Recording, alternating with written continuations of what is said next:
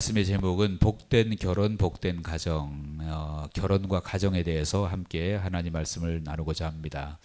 어쩌면 여러분들은 이거는 그러면 우리랑은 별로 우리 아들, 딸 시집 안 간, 장가 안 간 아들, 딸들에게 해당되는 말씀이다 생각할 수도 있겠지만 가정을 꾸리고 사는 모든 분들에게 넓게 보면 해당되는 말씀이고, 또 여러분 자녀들에게 해당된다고 결혼 안 하신 자녀 있으신 분 계시죠? 예, 그런 분들도 또 성경적으로 자녀들 이런 가정이 되도록 기도하기 위해서 오늘 말씀이 필요한 줄로 믿습니다.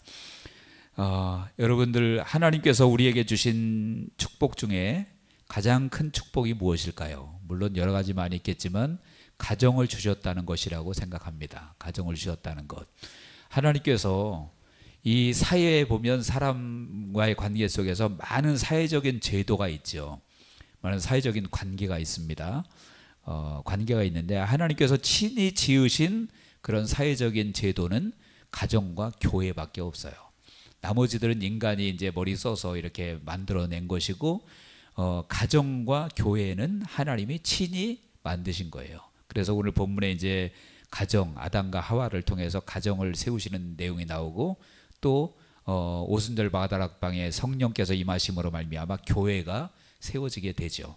그래서 가정과 교회만이 하나님께서 직접 만드신 사회적인 제도이고, 나머지 모든 사회적인 관계들은 사람들이 만들어낸 것이에요. 학교도 뭐 정치도 회사도 모든 관계는 인간들이 만들어낸 것이지만 하나님께서 친히 가정과 교회를 만드셨습니다.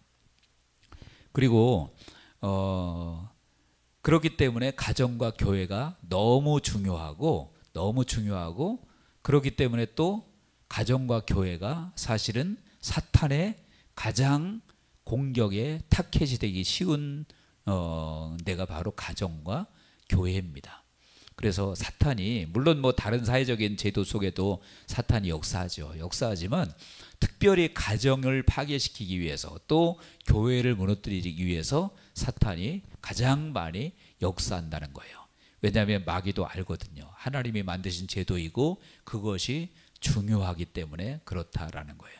그리고 그 가정과 교회가 잘못되면 결국은 영적으로도, 우리가 신앙적으로도 굉장히 큰 장애를 받을 수 있다라는 거죠. 다른 어떤 사회적인 관계 속에서, 예를 들어 여러분들이 만약에 어떤 동호회가 있다. 동호회 활동하시는 분 계시나요? 혹시 이 중에? 동호회가 있다. 근데 그 동호회가 뭐 문제가 생겨서 해체됐다. 그렇다고 신앙이 막대한 타격을 입고 그러지는 않죠. 별로 큰 관계는 없잖아요. 그런데 가정이 잘못되고 교회가 잘못되면 결국 내 신앙도 큰 문제를 가져올 수 있다라는 것입니다. 그래서 마귀가 가정에 대해서 또 교회에 대해서 어떻게든 공격의 대상으로 삼고 무너뜨리려고 하는 것이죠. 자, 그래서 우리가 가정을 잘 지켜가는 것, 또 교회를 잘 지켜가는 것이 그만큼 중요하다. 그렇다면 우리가 한번 오늘 말씀을 통해서 결혼 또 가정, 우리가 어떻게 잘 지켜가야 될 것인지를 한번 살펴보려고 합니다. 먼저 첫 번째는, 결혼은 하나님의 뜻일까요, 아닐까요? 예, 결혼은 요즘에 젊은 세대들이 결혼하는 걸 선택으로 알아요. 그래서 선택으로 알고 그냥 뭐 해도 되고 안 해도 되는 거지, 굳이 뭐 해야 되나? 그거는 여러분 세상적인 기준이에요. 세상적인 기준이고, 성경적으로는 결혼은 하나님의 뜻입니다. 하나님의 뜻이에요. 오늘 본문 18절에 보니까 분명히 하나님께서 말씀하셨습니다. 여호와 하나님이 이르시되 사람이 혼자 사는 것이 좋지 아니하니 내가 그를 위하여 돕는 배필을 지으리라. 혼자 사는 것, 결혼 안 하고 혼자 사는 것이 하나님 보시기에 뭐라고 했습니까? 좋지 않다 그랬어요. 창세기 1장 2장에 모든 창조할 때마다 하나님 보시기에 좋았더라 그랬는데 딱 좋지 않다는 표현이 여기 한 군데 나오죠. 그것이 뭐라고 했습니까? 혼자 사는 것이 좋지 아니하다라고 했습니다. 그러니까 나중에 결혼하고 뭐 예를 들어 사별을 하거나 그런 거를 얘기하는 게 아니죠. 지금 결혼을 안 하고 그냥 혼자 사는 이런 것이 좋지 않다라고 분명히 말씀하고 있습니다. 그 얘기는 무슨 얘기입니까? 하나님께서 결혼하는 것이 하나님의 뜻이라는 거예요. 자녀들, 믿음의 자녀들은 우리 여러분들 후대들 있으면 분명히 가르치셔야 됩니다. 이거는 그냥 선택해서 뭐 하면 좋고 안 해도 말고 그런 게 아니라는 거예요. 결혼은 하나님의 뜻입니다. 그리고 창세기 1장의 27절 28절에도 하나님께서 그런 말씀 하셨잖아요. 하나님이 자기 형상 곧 하나님의 형상대로 사람을 창조하시되 남자와 여자를 창조하시고 하나님이 그들에게 복을 주시며 하나님이 그들에게 이르시되 생육하고 번성하여 땅에 충만하라. 생육하고 번성해서 땅에 충만하라. 그것은 무엇이 전제되어 있는 거죠? 결혼이 전제되어 있는 거잖아요. 그래서 결혼은 하나님의 뜻이고 결혼을 해서 아이를 낳는 것도 역시 누구 뜻입니까?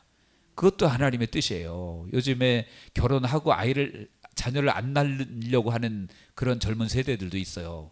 이른바 뭐 딩크족이라고 하더라고요. 그래서 서로 일만 하고 애는 안 낳고 그냥 우리끼리 잘 살자 이런 거예요. 근데 하나님이 원하시는 뜻이 아니라는 것이죠. 아니라는 거예요. 그래서 결혼도 또 자녀를 낳는 것도 하나님의 뜻이다. 분명히 창조 때부터 하나님께서 만들어 놓으신 법칙이고 뜻이라는 거예요. 다만 그것은 있습니다. 뭐냐면 정말 주님의 복음을 위해서 특별히 독신을 허용하는 경우도 있습니다. 그거는 복음을 위해서요. 정말 하나님의 일을 하기 위해서 전적으로 매달리기 위해서 그런 거예요. 마태복음 19장 10절에서 12절에 보면 그 말씀이 있죠. 제자들이 이르되 만일 사람이 아내에게 이같이 할지라도 장가들지 않는 것이 좋겠나이다. 예수께서 이르시되 사람마다 이 말을 받지 못하고 오직 타고난 자라 할지니라. 어머니의 태로부터 된 고자도 있고 사람이 만든 고자도 있고 천국을 위하여 스스로 된 고자도 있도다. 이 말을 받을 만한 자는 받을지어다. 고자라는 것은 이제 성적인 불구자를 말하는 거잖아요. 근데 자녀를 못 낳는 사람을 얘기하는 거죠. 근데 이것이 여기 보니까 천국을 위하여 스스로 된 고자도 있다. 그러니까 복음 때문에 의도적으로 이제 결혼 안 하고 성적인 능력을 상실한 그런 사람들도 있다라는 거예요.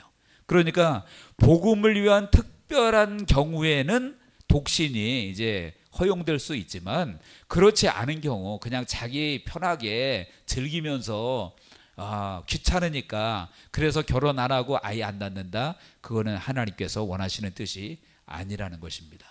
그래서 예수 믿는 자녀들은 청년들은 좀 생각이 바뀌어야 되는데 요즘 보면 예수 믿는 청년들조차도 사실은 그런 게 별로 없어요. 결혼 안 하려고 하는 청년들도 있고 해도 뭐 그냥 뭐 애를 꼭 낳아야 돼 뭐 이렇게. 근데 그거는 하나님과 관계 있는 게 아니라 자기 이기적인 생각일 뿐이에요. 그리고 더 나아가서는요, 여러분들은 뭐 다 여기 자녀 없으신 분 제가 보니까 한 분도 없으시기 때문에 말씀드릴 수 있지만 자녀가 주는 기쁨이 너무나 많은데 그거를 모르니까. 저도 우리 아이들 키울 때 기뻤지만 손녀 보니까 또 다른 기쁨이 또 있더라고요. 그래서 그런 기쁨이 있는데 그런 걸 모르니까 그냥 짐으로 생각하니까 안 낳으려고 하는 거죠. 여러분 자녀들에게 후대에게 반드시 자녀 결혼하는 것 또 자녀 낳는 것 하나님의 뜻임을 분명히 가르쳐 주시길 바랍니다. 그래서 결혼은 하나님의 뜻이다. 두 번째, 그렇다면 결혼해서 부부가 되어지잖아요. 부부는 어떤 사람입니까? 부부는 오늘 본문에 보니까 돕는 배필이다 라고 말하고 있습니다. 18절에 분명히 말씀하고 있죠.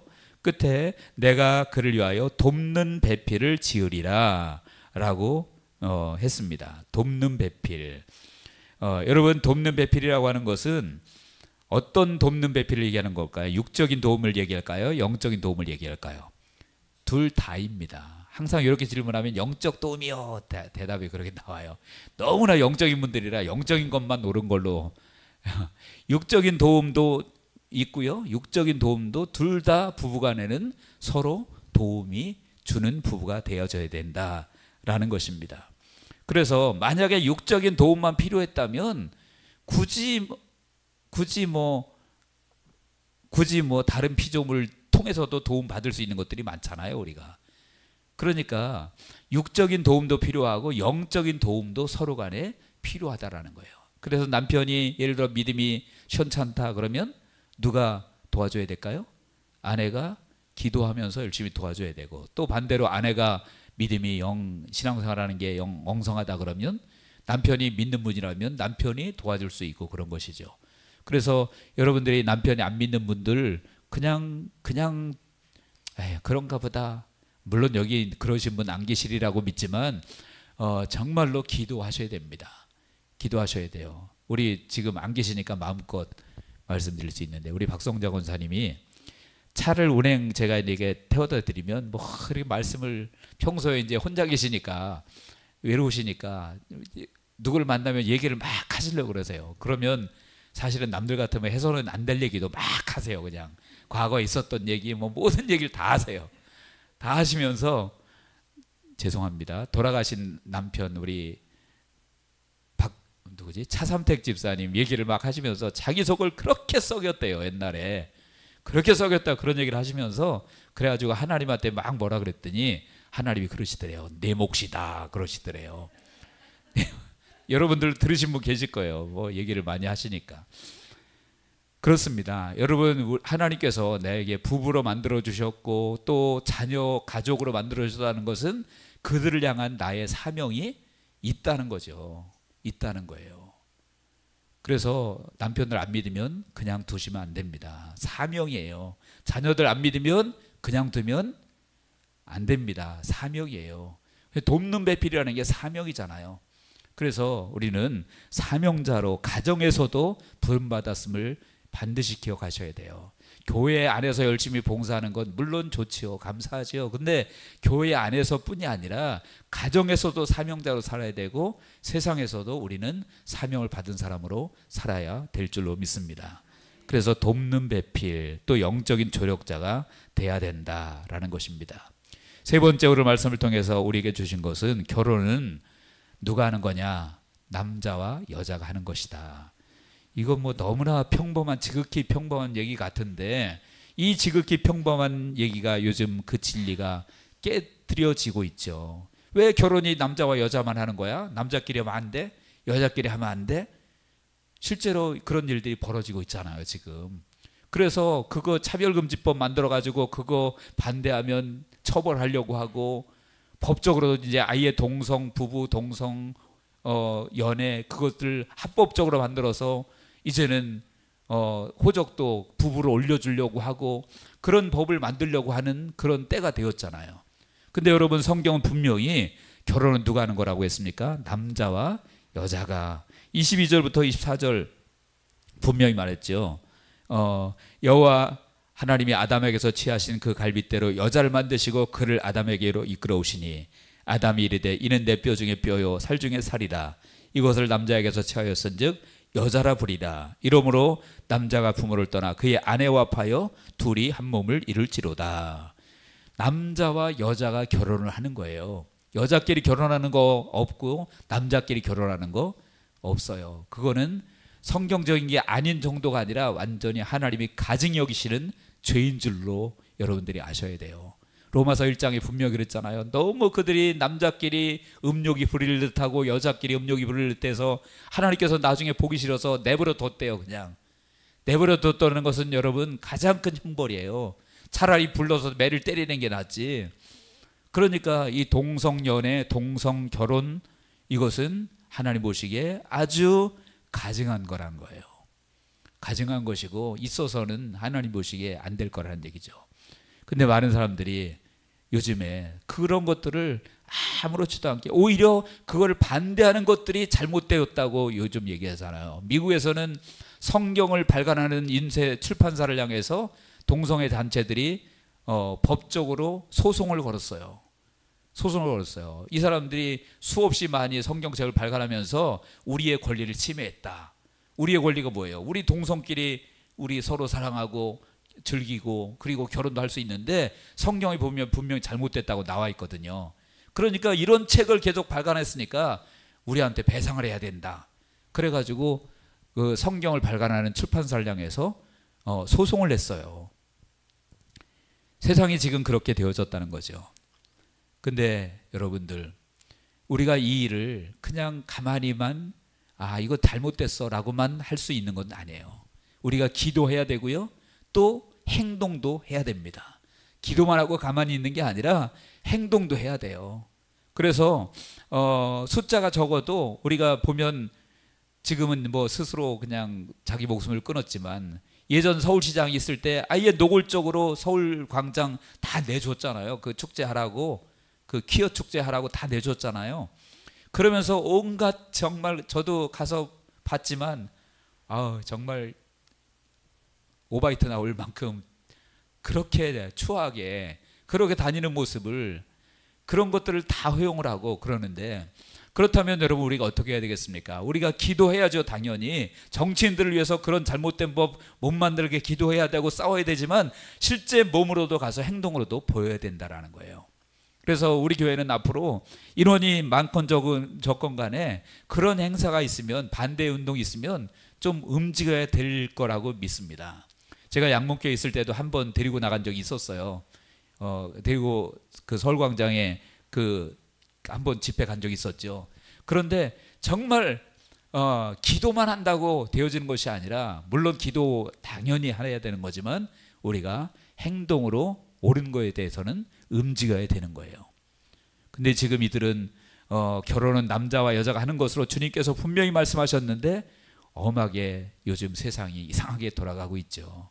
이상하게 돌아가고 있고, 물론 어떤 유명한 사람들이 동성애에 대해서 잘못된 거라고 얘기하면 그 사람은 아주 집중 공격을 받잖아요. 나쁜 사람이라고.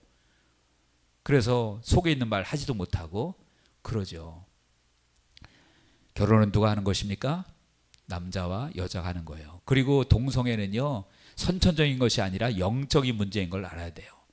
이거는 영적으로 마귀의 계략이에요. 마귀는 하나님의 창조 질서를 무너뜨리려고 하는 거예요. 하나님의 창조 질서는 남자와 여자 만드시고 그들을 통해서 이제는 생육하고 번성하도록 하시는 것이 하나님의 창조 질서인데, 그걸 무너뜨리고 그래서 이제는 동성 부부가 나오고, 그러면서 그들 자녀는 어떻게 낳죠? 자녀는 입양을 하거나 아니면 예를 들어 남자들끼리 부부다 그러면 자기의 정자를 기증을 해서 다른 여자를 통해서 또 낳아요. 그리고 여자는 반대로 다른 사람의 정자를 기증받아서 또 낳고, 그리고 자기 동성 부부가 또 그 아이를 키우고, 그럼 그 아이는 또 무슨 죄입니까? 왜 그런 집안에 태어나가지고 그렇게 범죄 집단에서 자라야만 되는 거죠? 그러니까 계속 죄를 대물림시키는 거죠. 계속 죄를 대물림시키고, 이것은 분명히 100% 영적인 문제고 사탄의 계략인 것을 우리가 알아야 될 줄로 믿습니다.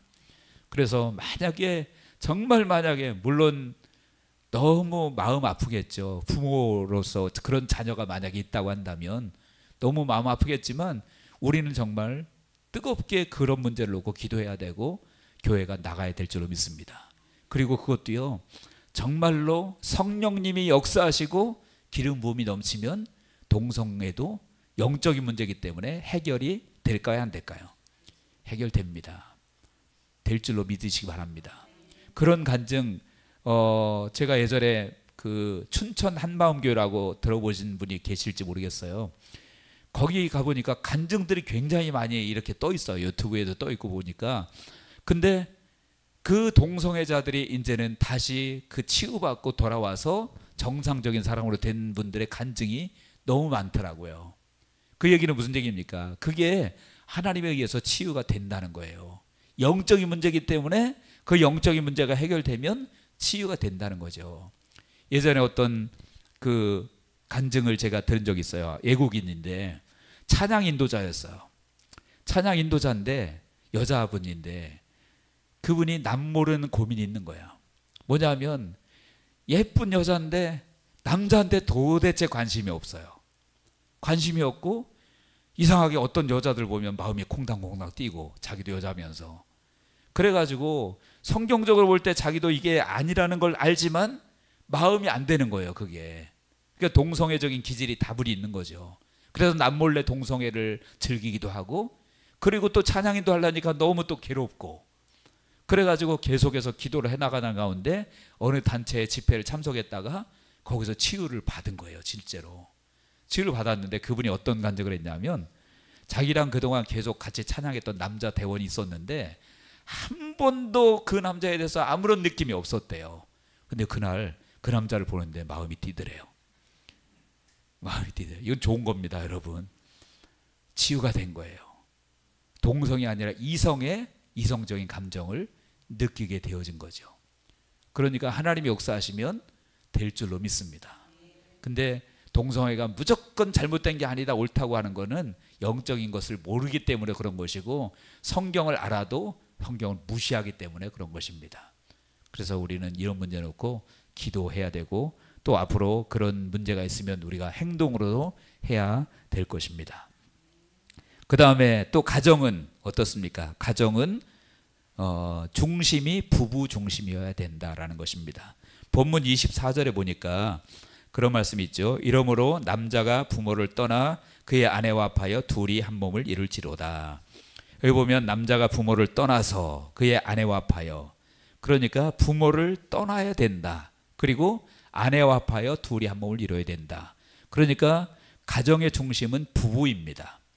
여러분, 옛날에는 가정의 중심이 부부가 아니라 부모와 자식이었어요. 보면 옛날엔 대가족 그래가지고 다 모시고 살았잖아요.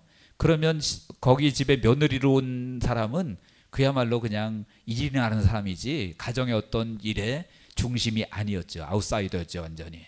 그러면서 그 어른들하고 아들하고 다 모든 걸 결정하고. 근데 성경 그게 아니라 부부가 중심이래요. 여기 부모를 떠나 그랬죠. 남자가 부모를 떠나. 이 말씀은 물론 위치적인 것을, 부모의 집을 떠나는 것도 의미하지만 모든 의존하는 것, 정서적인 것, 모든 것 다 떠나는 것을 의미하는 거예요. 그리고 부부가 중심이 돼야 돼요. 그러니까 여러분들 자녀 결혼시키면 간섭하지 마세요. 간섭하지 말고 부부가 중심이 돼야 돼요. 단지 인생의 선배로서 조언은 할 수 있겠죠. 조언은 할 수 있지만 그냥 부부의 모든 삶의 모든 것을 자기가 간섭해서 본인이 해결하려고 하고 그러면 그거는 결혼, 소위 마마보이, 마마걸 만들어 버리면 그거는 그 가정을 도와주는 게 아니라 잘못되게 만드는 거예요. 여러분, 요즘에 젊은 세대가 이혼하는데 여러 가지 이유가 있잖아요. 이유가 있는데 그 중에 아주 많은 퍼센트를 차지하는 게 부모 때문에 이혼한다는 거예요. 부모에 의해서, 부모가 시킨다는 거예요. 이혼해라, 왜 사냐. 여러분, 우리가 자녀의 결혼의 삶은 자녀가 중심이 돼야 되는 것을 반드시 기억하시기 바랍니다. 단지 우리가 조언을 해줄 수 있고 기도는 해줄 수가 있는 거예요. 가정의 중심은 부부입니다. 자녀 결혼했는데 끼어들려고 하지 마시고, 혹시 이 중에는 그런 분 안 계시겠지만 혹시 침대에 같이 사이에 끼어들어가서 주무시는 분 안 계십니까? 그런 분도 옛날에 그 영화에 있었어요. 영화에 있었어요. 그 뭔 영화더라? 있었는데 아무튼 어떤 엄마가 아들하고, 남편이 일찍 세상을 떴고 아들하고 둘이 어렸을 때부터 아들을 데리고 열심히 잘 키워서 잘 살고 아들과 엄마가 마치 연인처럼 아주 다정하게 그렇게 살다가 어느 날 갑자기 아들이 엄마에게, 엄마 오늘 점심 제가 대접할게요, 나오세요. 그래서 나갔더니만, 신나게 치장하고 나갔더니만 거기에 누가 있냐면 그 아들의 여자친구가 같이 온 거예요. 그러니까 겉으로는 호호 하하 웃고 그랬는데 속으로는 질투심이 엄마인데도 불구하고 불같이 일어나가지고, 근데 겉으로는 이제 그런 내색을 안 한 거죠. 그래서 결혼을 했어요. 했는데 그 엄마가 우리 오늘 밤 파티하자 그러면서 막 포도주를 나눠 마시고, 그래서 다 잠든 다음에 아들 며느리 사이에 자기가 싹 들어가서 거기서 누워요. 여러분, 그 엄마는요, 아들이 아니었던 거예요. 정서적으로는 아들이지만 남편처럼 그냥 의지하고 그렇게 살았던 거죠. 그러니까 며느리가 며느리로 안 보이고 그냥 라이벌, 대적으로 보이는 거예요. 그런 분들 안 계시죠? 예, 없으실 줄 믿습니다. 예.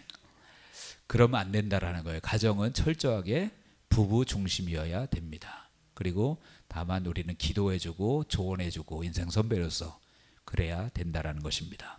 마지막으로 오늘 말씀을 통해서 가정의 중심이 누구냐, 아니 가정의 주인이 누구냐. 가정의 주인은 하나님이십니다. 물론 부부 중심이지만 그래도 그 가정의 주인은 하나님이셔야 된다. 18절에 그랬죠. 내가 여호와 하나님이시되 사람이 혼자 사는 것이 좋지 아니하니 내가 그를 위하여 돕는 배필을 지으리라. 누가 지은다고 했습니까? 내가 그를 위하여 라고 말씀하셨어요. 그러니까 가정의 주인은 하나님이시다. 하나님이시다. 여러분들, 가정의 주인은 철저하게 가정뿐이 아니라 교회, 모든 우리 삶의 주인은 하나님이셔야 되는 거예요. 그 얘기는 가정에 문제가 있을 때 우리가 기도하고 하나님께 묻고 해야 되는 것이죠. 그래서 철저하게 가정의 주인이 하나님이셔야 되고, 하나님 보시기에 아름다운 가정으로 우리가 세워가야 된다라는 거예요. 그러니까 우리 가정을 주셨는데 그 가정을 꾸려가야 될 사명도 우리에게 있습니다. 특별히 우리가 믿는 사람이라면 더더욱더 그 사명이 있는 것이죠. 여러분들 가정을 잘 지키고 승리하시길 바랍니다. 그리고 그 가정은 거룩해야 됩니다.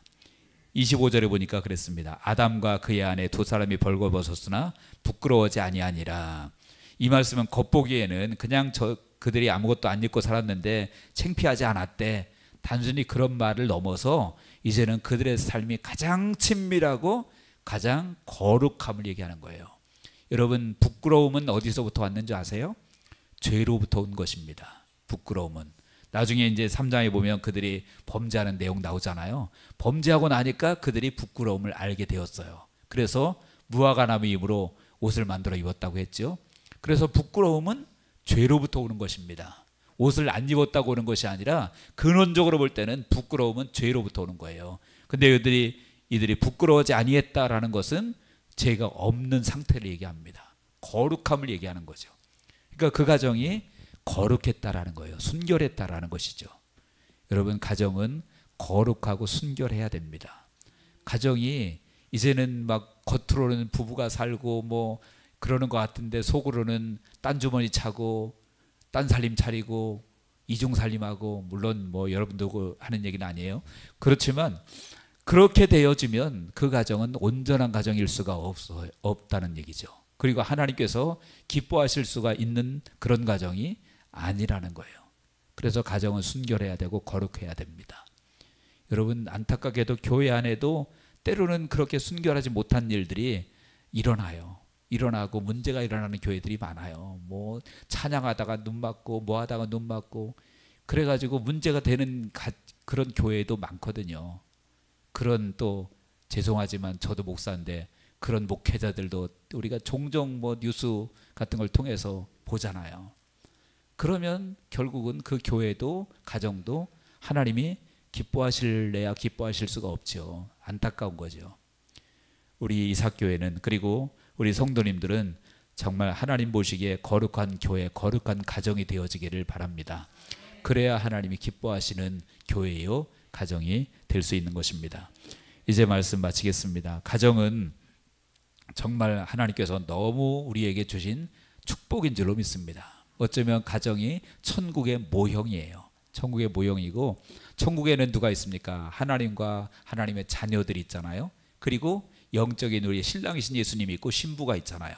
가정이 딱 그렇죠. 부모와 자녀가 있고 부부가 있고 그렇잖아요. 그러니까 천국의 모형이거든요. 그러니까 우리가 이 하나님이 주신 천국을 우리가 잘 지켜가야 되고, 그리고 성경적인 진리 가운데 결혼도 해야 되고, 진리 가운데 자녀도 낳아야 되고, 잘못된 동성연애, 동성결혼 이런 것들은 하나님이 정말 가증히 여기는 거다. 이것을 우리가 분명히 알고 이것을 위해서 기도하고 믿음으로 싸우고 복된 우리 교회, 우리 성도, 가정 되어지기를 주님의 이름으로 간절히 축원합니다. 기도하겠습니다.